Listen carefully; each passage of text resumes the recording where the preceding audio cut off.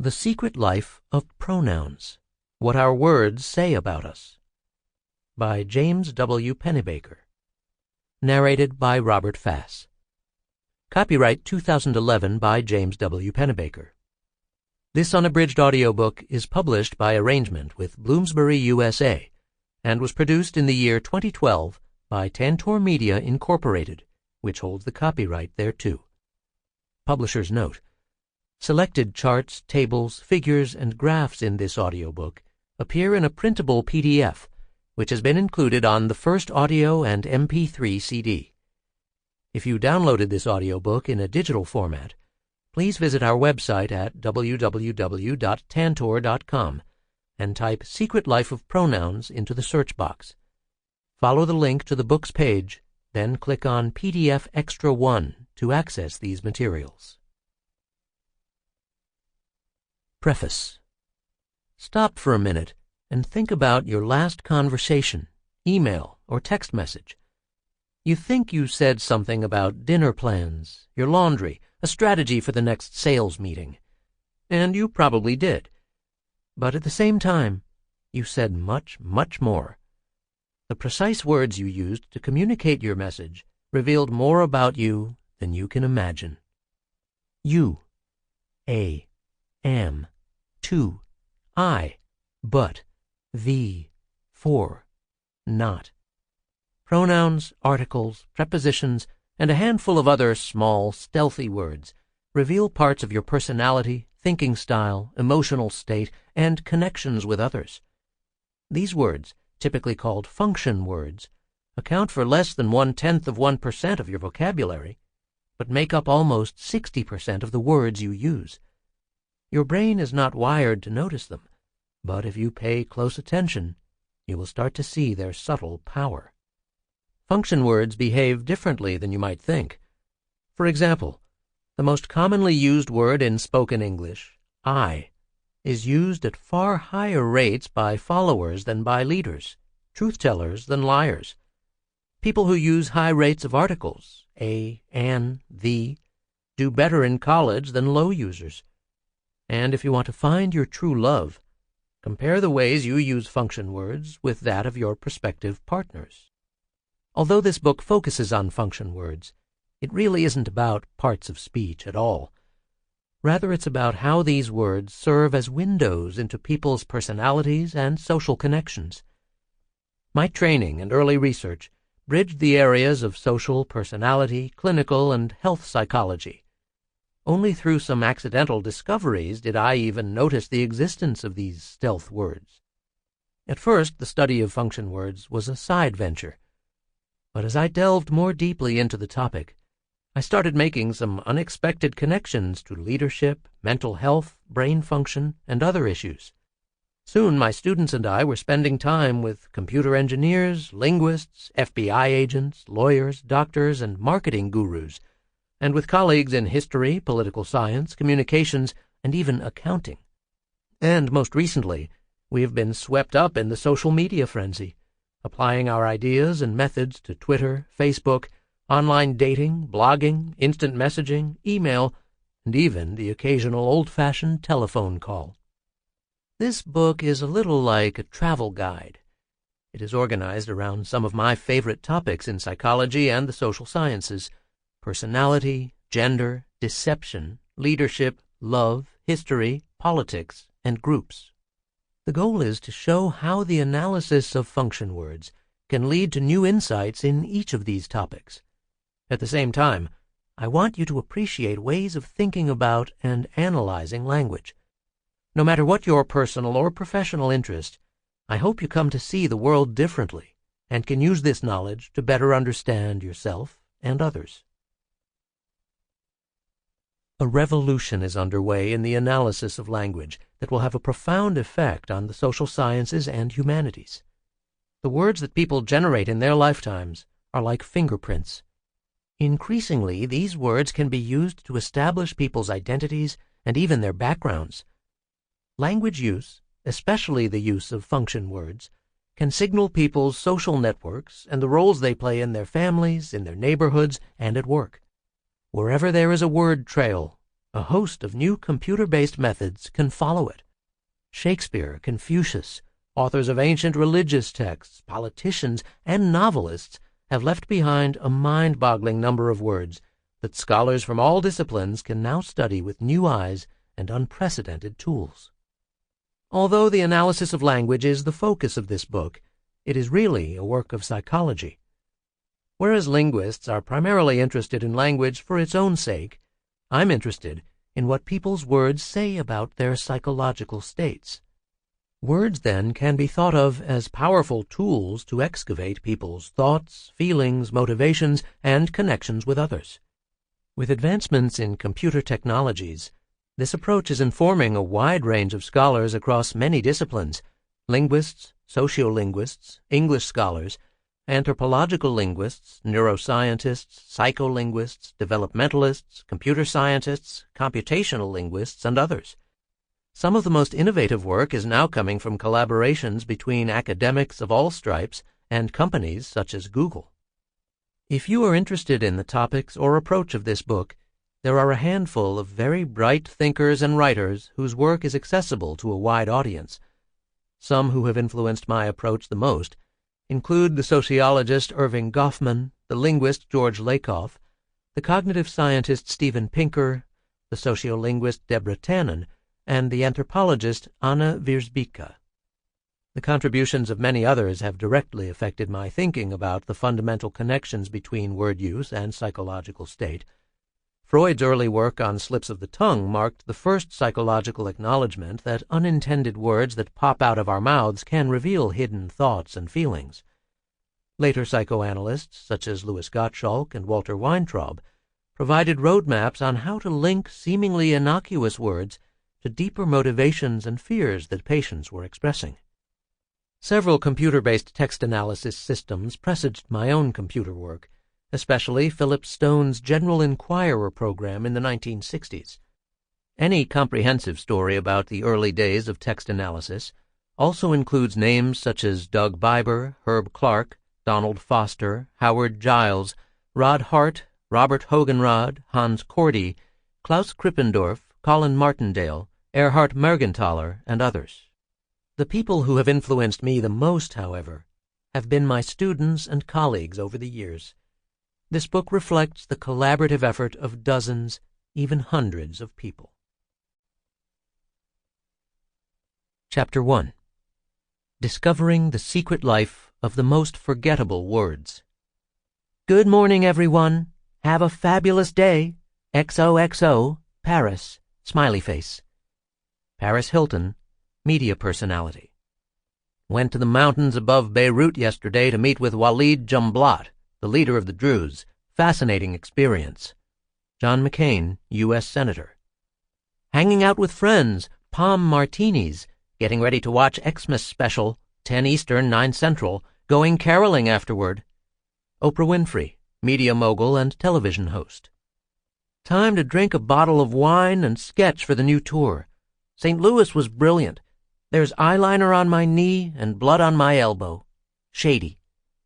Lady Gaga, singer and songwriter. Over 100,000 years ago, our ancestors began talking. About 5,000 years ago, humans started writing. In the last 150 years, we adopted everything from the telegraph, radio, and television to email, text messages, blogs, and other social media. The ways we connect with one another may have changed, but we still are compelled to communicate our ideas, experiences, and emotions to those around us. Beginning in 2006, we began to use Twitter. Anyone with a Twitter account can broadcast brief updates or tweets that can be instantly read by almost anyone. On a minute-by-minute basis, you can know what your friends or even world-famous celebrities are thinking.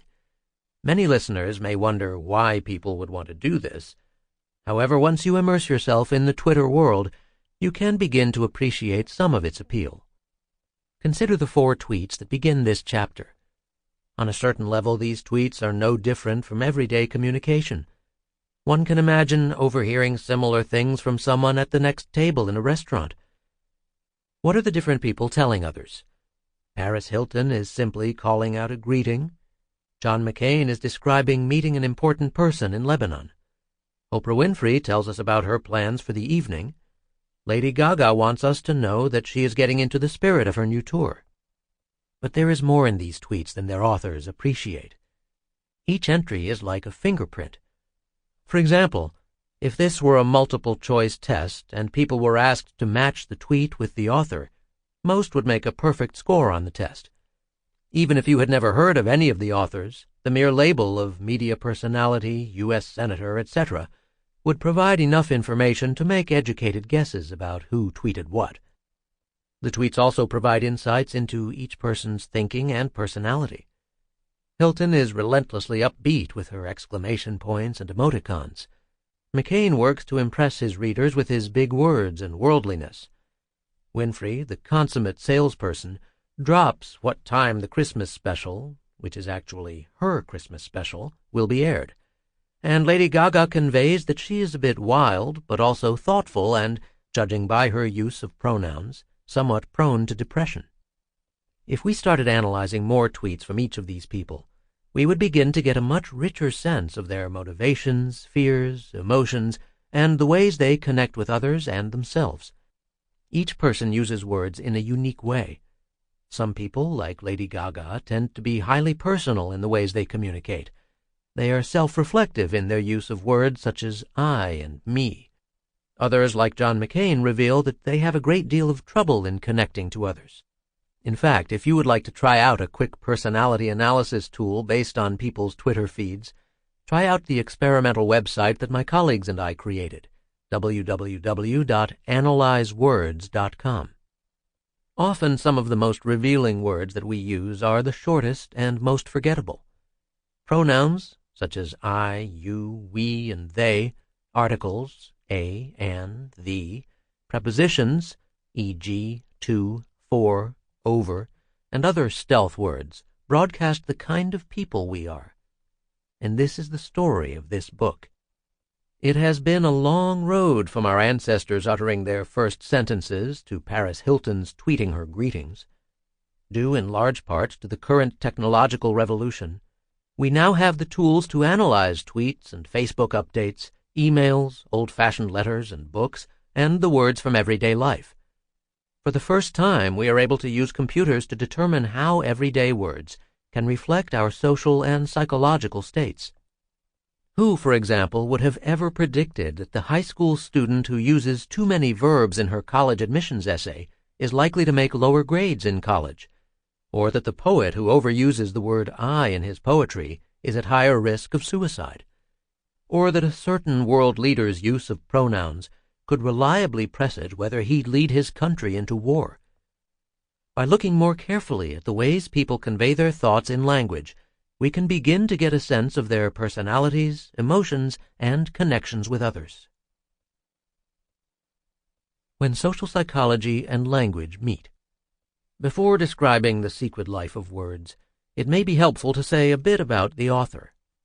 That would be me. I'm a social psychologist whose interest in words came about almost accidentally. As you will discover, the focus of this book is really on people rather than language per se. Words and language are, of course, fascinating topics. Through the eyes of a social psychologist, words are even more intriguing as clues to the inner workings of people. By way of background, my early career dealt with health, emotions, and the nature of traumatic experiences. In the early 1980s, I stumbled on a finding that fascinated me.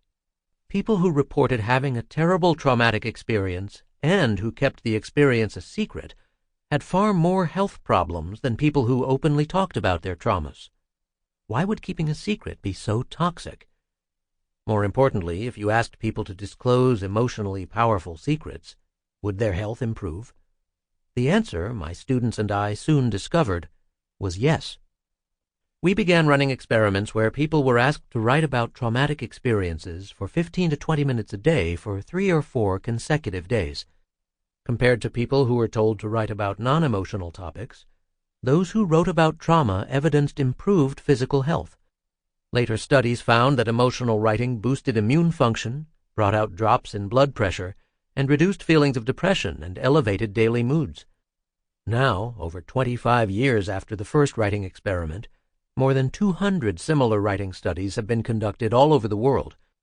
While the effects are often modest, the mere act of translating emotional upheavals into words is consistently associated with improvements in physical and mental health. In search of a theory to explain the power of writing. Why does writing work? Some scientists suggest that repeatedly confronting painful emotions eventually lessens their impact. We adapt to them. Another group points to the unhealthy effects of rumination and unfinished business. Many people who have a traumatic experience keep replaying the events in their minds in a futile attempt to make sense of their suffering. The never-ending thoughts about their emotional upheavals can disrupt their sleep and make it impossible to focus on their jobs and their relationships. Writing about the trauma, according to this view, allows people to find meaning or understanding in these events and helps to resolve their emotional turmoil. The answer isn't simple. I'm now convinced that when people write about traumatic events, several healthy changes occur simultaneously, including changes in people's thinking patterns, emotional responses, brain activity, sleep and health behaviors, and so forth. Discovering why writing is effective for one person may not explain why it works for someone else. What the early writing researchers failed to consider was that people were using words to describe their personal upheavals. Perhaps the key to expressive writing was buried in what people actually say in their essays. The stories people wrote were powerful and oftentimes haunting. In almost every project, participants wrote about physical, sexual, and emotional abuse, divorce, drug and alcohol problems, suicides, terrible accidents, and feelings of failure, humiliation, and suffering. Not only was there a wide range of powerful stories, but the ways people wrote about them differed widely. Some people used humor, others were full of rage, yet other stories were written in a cold, detached, and matter-of-fact way. If a group of clinical psychologists or just regular people read these essays, could they decipher what dimensions of writing predicted improved physical health? We tried this, and the answer was no. The stories were too complicated, and even the most conscientious readers couldn't agree about which elements of people's heartbreaking stories were most meaningful. Some other approach was needed to unlock the reason behind the effectiveness of expressive writing. The Computer Revolution and the Birth of Luke. It was 1991, and the revolution in computer technology was well underway.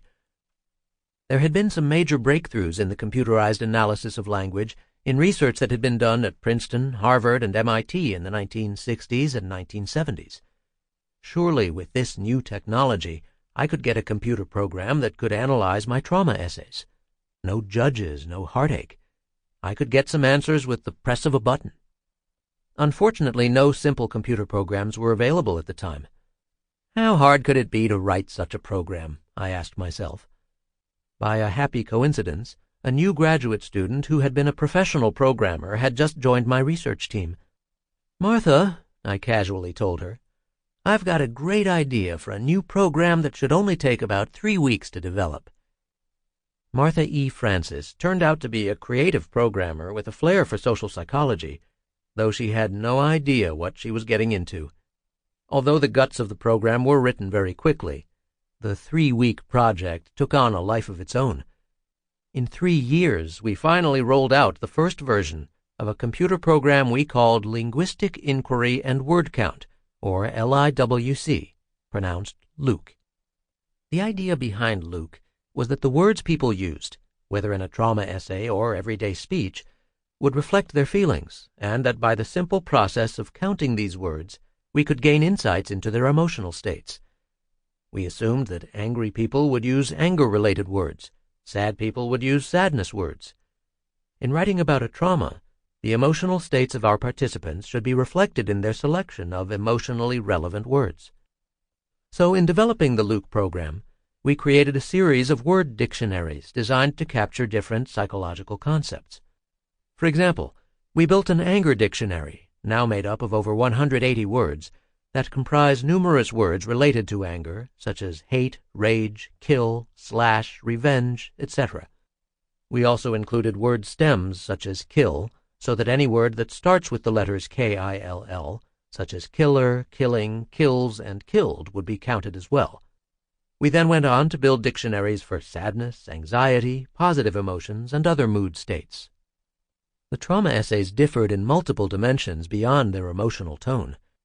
To cast a fairly broad net, we developed other lexicons that measured the occurrence of other types of words, such as the use of different types of pronouns, for example, first-person singular, such as I, me, and my, articles, a, an, the, different types of thinking-related words that signal cause-effect thinking, cause, because, reason, rationale, and so forth. Before we knew it, we had created almost 80 different dictionaries that we felt would include nearly all of the types of words people commonly use in everyday language. The reason it took almost 3 years to get Luke running was because of the painstaking process of building each dictionary. We employed an army of students who evaluated every word that was part of any dictionary. For example, should the word frustration be included in the anger dictionary? Panels of student judges had to all agree that it was related to anger. In this case, it was. Thanks to Martha's programming skills and the thousands of hours spent by our student judges, Luke was eventually ready to go. The final program instantly analyzed computer-based text or document files and calculated the percentage of words associated with each dictionary. The most recent version of Luke can analyze thousands of individual digital files in a matter of seconds. Although our initial studies all focused on trauma essays, we eventually moved to poems, novels, blogs, Twitter feeds, letters, IMs, transcripts of conversations, and any other documents that contain words. To appreciate how a word-counting program works, let's look at the first 2 sentences of Lewis Carroll's Alice's Adventures in Wonderland. Alice was beginning to get very tired of sitting by her sister on the bank and of having nothing to do. Once or twice she had peeped into the book her sister was reading, but it had no pictures or conversations in it. And what is the use of a book, thought Alice, without pictures or conversation? So she was considering in her own mind, as well as she could, for the hot day made her feel very sleepy and stupid, whether the pleasure of making a daisy chain would be worth the trouble of getting up and picking the daisies, when suddenly a white rabbit with pink eyes ran close by her. Luke would begin its analysis by first counting all the words in the text, which in this case is 113. It would then look at each word separately to determine if it was included in any of the existing dictionaries. So, for example, Luke would first see the word Alice, but would find no such word in any of its dictionaries. It would then move to the word was. Voila! The word was would be in several dictionaries, including the verb dictionary, the auxiliary verb dictionary, and the past tense verb dictionary. The count for each of those dictionaries would now be 1. As Luke proceeded in its task, it would then locate the next word, beginning, in the time dictionary, 2 in the preposition dictionary, and so forth. Finally, after evaluating all 113 words in the text and assigning each of them to the relevant dictionaries, Luke would then calculate the percentage of total words that are linked to each dictionary. So, for example, in this passage, about 7% of all the words are personal pronouns, 9% are articles, and 3.6% are words related to emotion. In analyzing a text, Luke had many advantages over my troublesome human experts. Programs such as Luke are 100% reliable in that you get the same results every time you run the program on a particular text. They're very fast, able to analyze the collected works of Shakespeare in under 20 seconds. And the results from the analysis of one person's text can be directly compared with those of anyone else's. Despite these admirable features, word-counting programs are also remarkably stupid. They can't detect irony or sarcasm, and are singularly lacking in a sense of humor. Particularly damning is that they fail to capture the context of language. One word, for example, can have very different meanings depending on how it is used. Consider the word mad. The Luke program counts mad in its anger and negative emotion dictionaries. If someone said, "I'm mad at you for kissing my new boyfriend," Luke's interpretation of mad as an anger word would no doubt be correct. But if the same person said, "I'm mad about my new boyfriend," Luke would be mistaken to sort mad according to its given definitions. In this case, mad means not angry, but crazily happy. Or, returning to Alice in Wonderland, the Mad Tea Party was not a hostile affair. Rather, mad in this context simply means peculiar or insane. Luke, like almost all word-counting systems, makes lots of errors. It is a probabilistic system. Sometimes it classifies correctly, and sometimes it doesn't. We have now run enough studies to determine that statistically it is usually correct, and the good news is that the more words there are available to analyze, the more precise the system. Another bit of good news is that researchers are developing smarter word count programs that will eventually take into account syntax, grammar, and context in general. Given the current state of the art, it is little wonder that serious linguists and literary scholars find word-counting programs somewhat distasteful. The thing is, linguists care about language, and literary scholars care about literature. And in my own begrudging way, I care about these things too. But what I'm really interested in is the relationship between word use and people's psychological states. Can we identify features of language that reveal how people are thinking? And if so, can we use this information to change their thinking in a beneficial way? Identifying healthy writing with a computer program. The entire purpose of developing Luke was to see if the ways people wrote about their traumatic experiences could predict later improvements in their health. Put another way, could we use Luke to identify healthy writing? During Luke's development, several expressive writing studies had been conducted that could answer this question. In my lab, 3 had been conducted with college students. Others had been run by colleagues who had relied on more diverse samples, including a study of maximum security prisoners, a group of New Zealand medical students, and a cohort of senior engineers recently laid off from their jobs. Now that we had essays from a wide range of people across 6 different studies, we could get our computer program to find which word categories were associated with healthy writing. 3 important findings emerged. The importance of positive emotions. A rough measure of people's emotional state can be found by counting words in their trauma essays that signify positive emotion, for example, love, care, happy, and negative emotion, for example, sad, pain, anger. The results from the 6 writing studies were somewhat unexpected. Overall, the more people used positive emotions while writing about emotional upheavals, the more their physical and mental health improved in the weeks and months after the experiment. Negative emotion words showed a different pattern. People whose physical health improved the most from writing used a moderate number of negative emotion words. That is, people who expressed negative emotion language at very high rates did not benefit from writing, almost as if they were awash in their unhappiness. By the same token, those who used very few negative emotion words did not benefit, perhaps a sign that they were not acknowledging the emotional impact of their topic. The emotional findings, then, suggest that to gain the most benefit from writing about life's traumas, acknowledge the negative, but celebrate the positive. The importance of constructing a story. One of the exciting aspects of the Luke program was that we were able to identify word categories that reflected the degree to which people were actively thinking. 2 of the cognitive dimensions included insight or self-reflection words, such as think, realize, believe, and another made up of causal words, such as because, effect, rationale. The people whose health improved the most started out using fairly low rates of cognitive words, but increased in their use over the 4 days of writing. It wasn't the level of cognitive words that was important, but the increase from the first to last day. In some ways, use of insight and causal words was necessary for people to construct a coherent story of their trauma. On the first writing session, people would often spill out their experience in a disorganized way. However, as they wrote about it day after day, they began to make sense of it. This greater understanding was partially reflected in the ways they used cognitive words.